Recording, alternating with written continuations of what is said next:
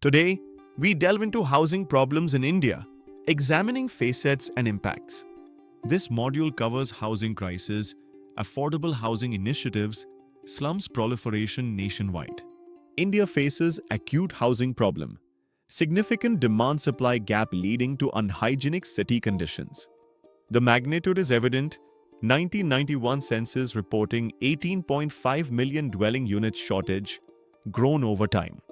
Homeless population small fraction, problem exacerbated by dilapidated houses and severe congestion.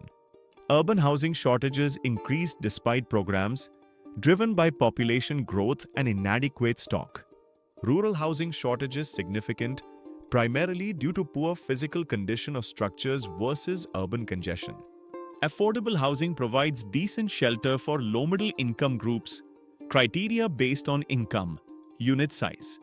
Slums have unhygienic conditions, lack basic amenities from rapid migration and poor urban planning.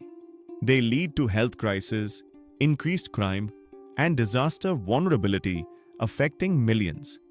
Addressing housing challenges needs policy shifts, affordable stock, relaxed regulations, robust infrastructure.